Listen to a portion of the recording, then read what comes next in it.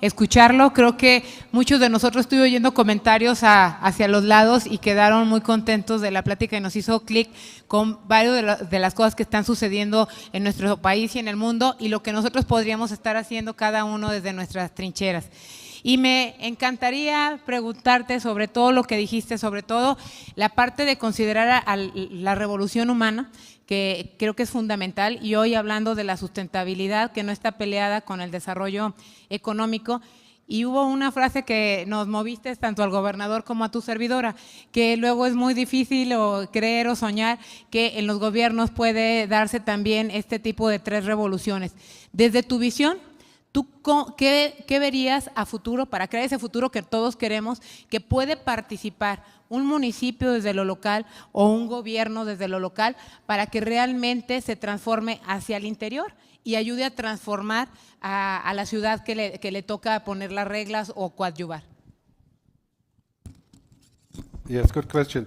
You know, it is the role of government to negotiate between business and science and technology to create a good ecosystem, right? So regulation, understanding, contracts, working together, and bringing everybody on the same table, right? Because a future that is just based on technology would not be a very human future, right? We need a future that is based also on what people need, which is engagements, relationships, experiences, not just what business needs, right? So I think the role of government is very important here. We're moving into a future that is where government has the balancing role to make it all work, right? The role of business is to make money, right? So when we think of the stock market as a different vehicle, not just making money, but also making purpose, making people and planet, like I said earlier, then we're talking about a whole different thing. So ultimately, this will not happen without government asking for it, right?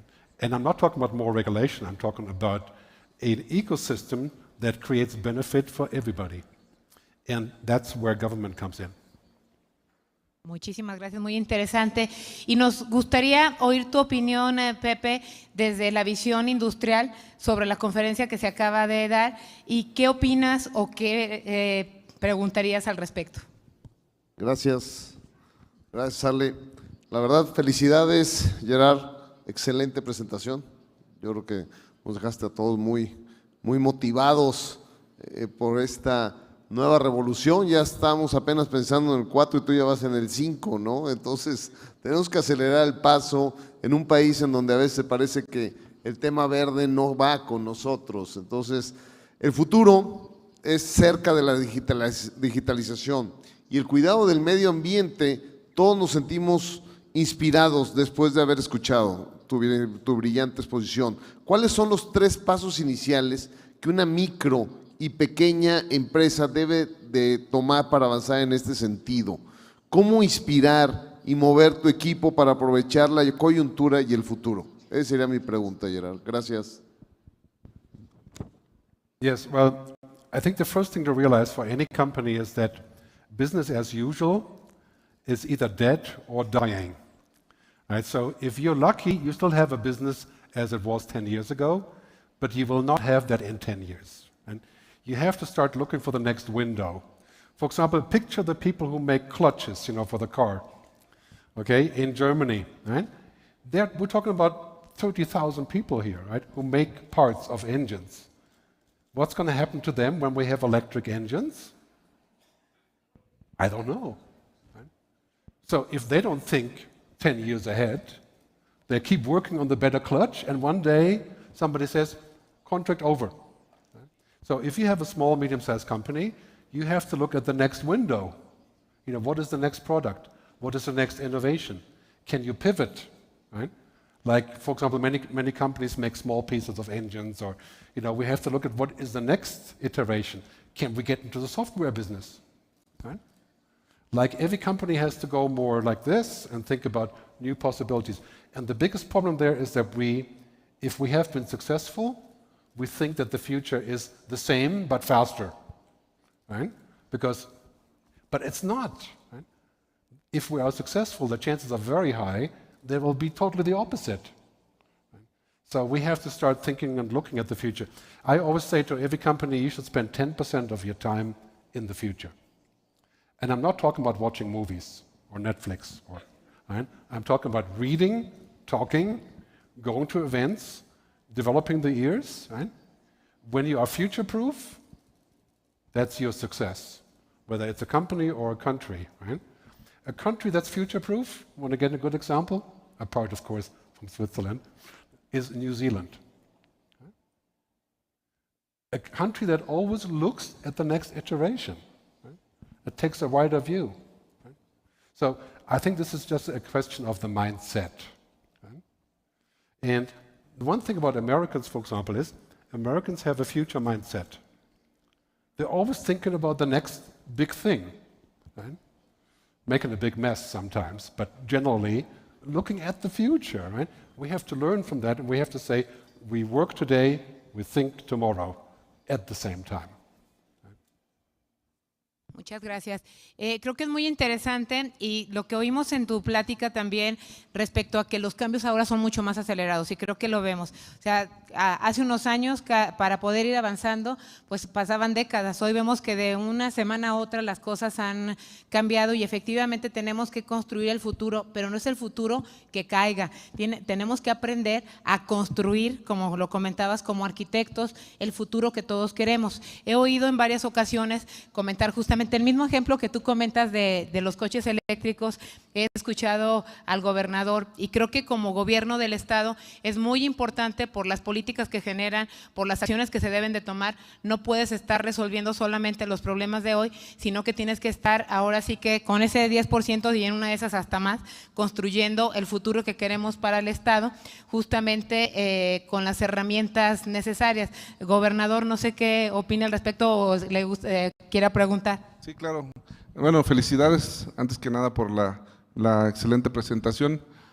Me llama mucho la atención esto del 10%, ¿no? De innovación, de pensar en el futuro, en las empresas, y hablaban del caso de Nueva Zelanda.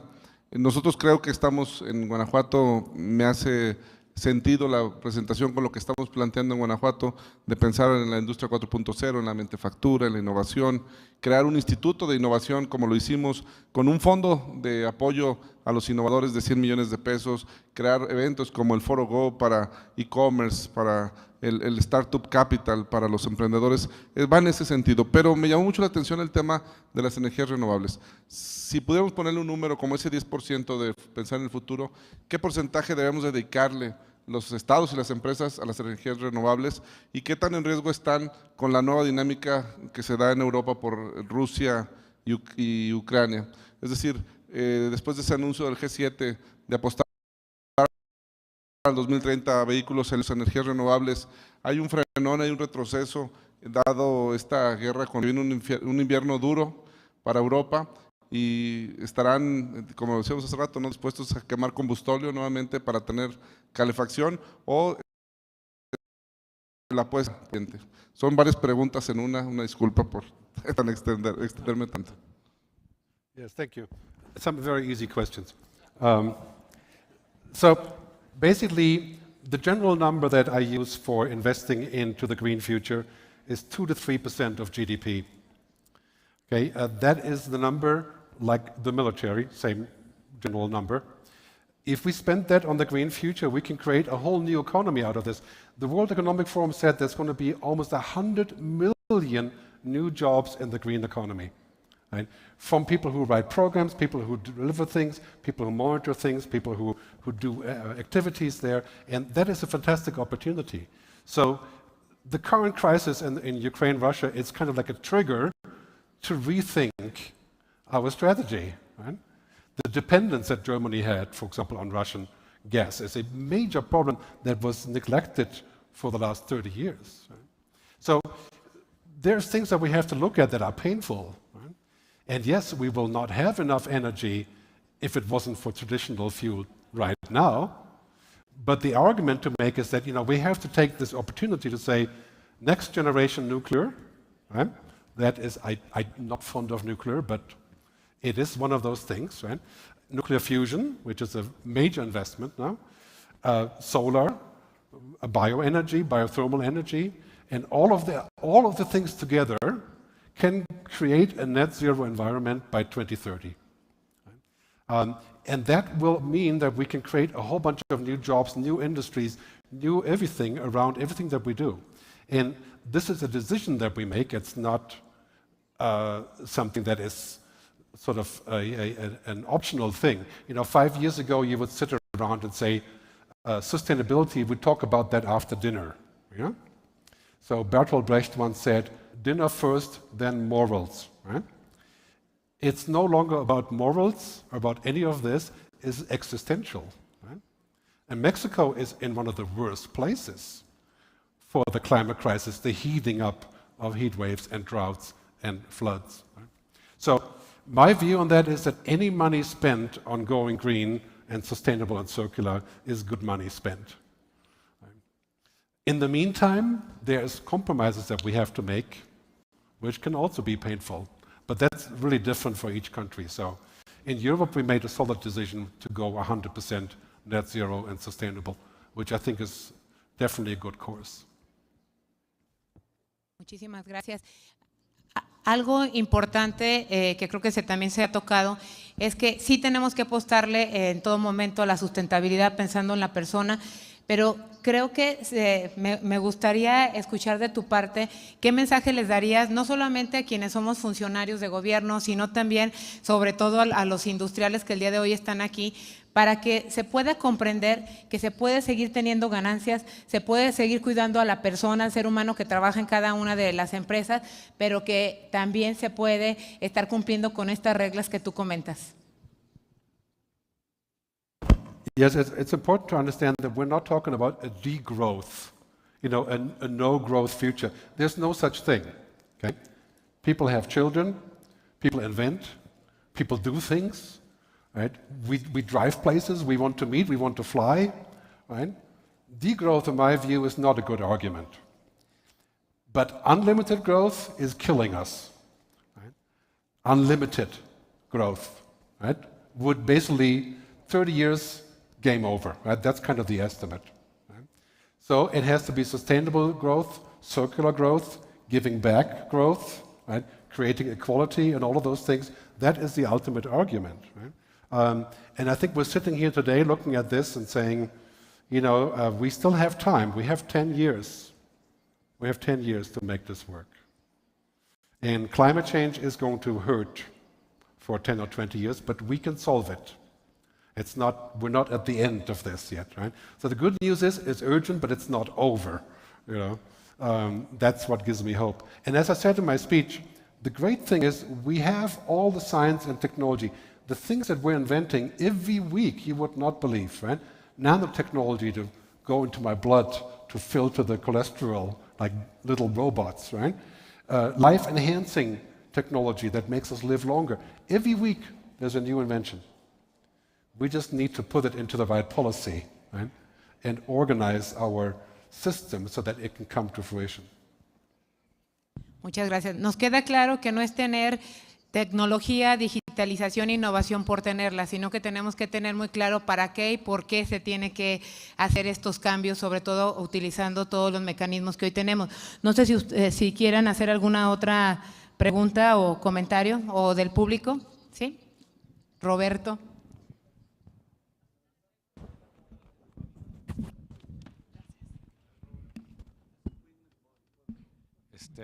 Muy buena presentación, muchas gracias.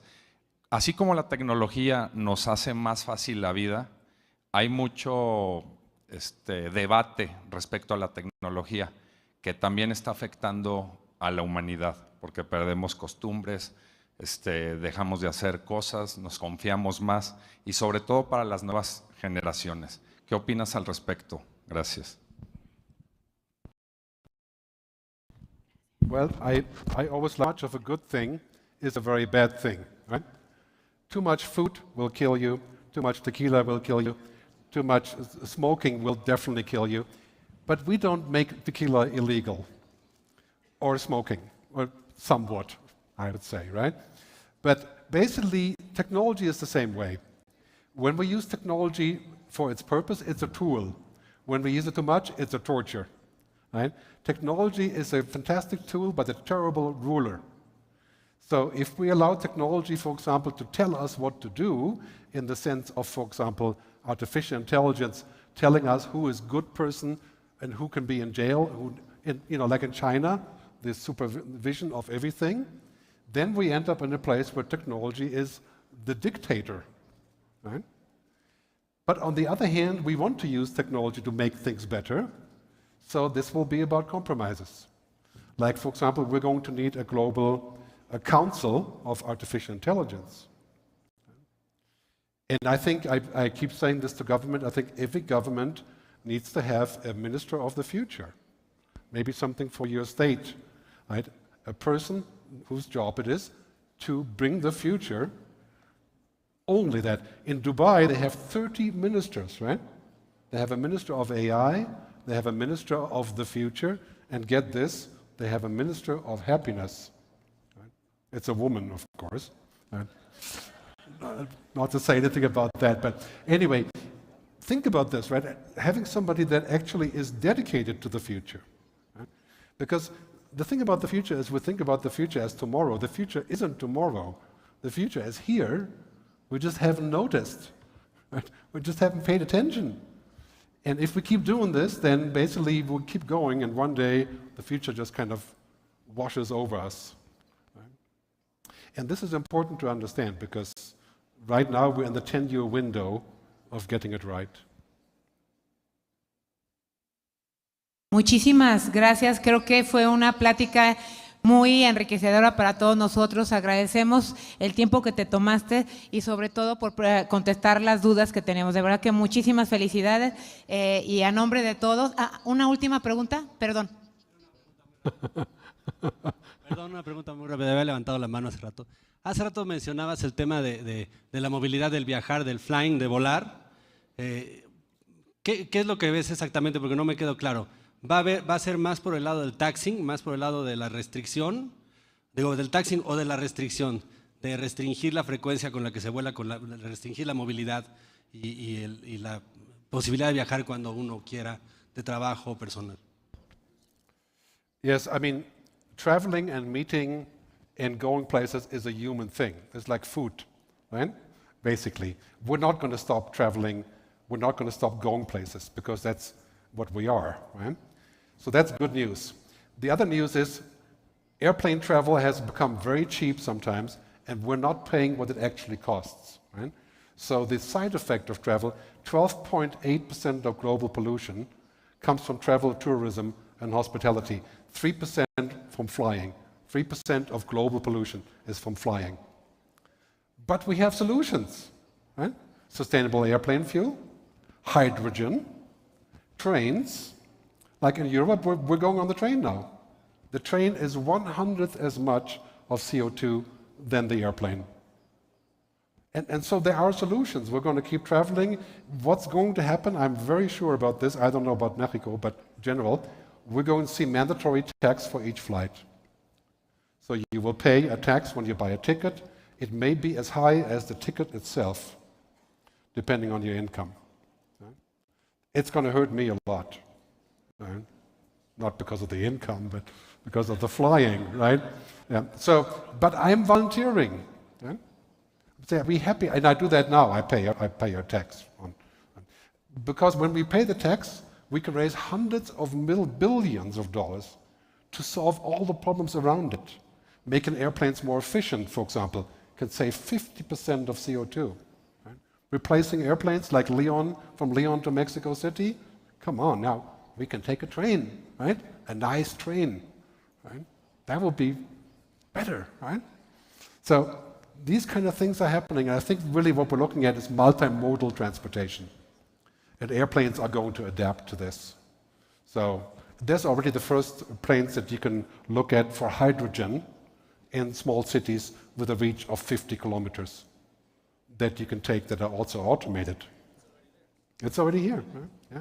So innovation is happening, but the thing about innovation is it does not happen without pain. Right? When we have pain and people are saying you can't do this anymore, then we start. Right? So take the pain away and start before it happens.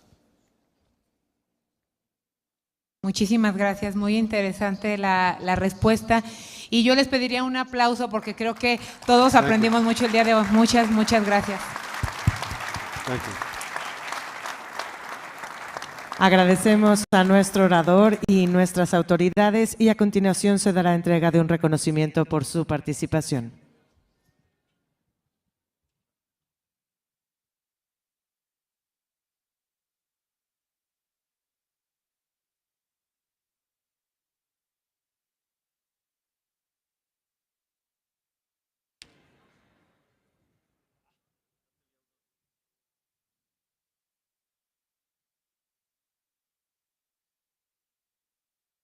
Les pedimos nos regalen una fotografía al centro del escenario.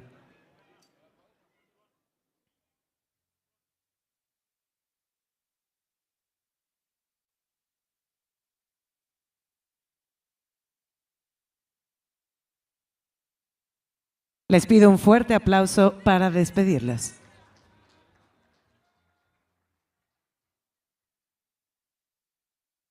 Solicitamos a todos los presentes ocupar sus lugares para dar paso a la conferencia Jóvenes Industriales.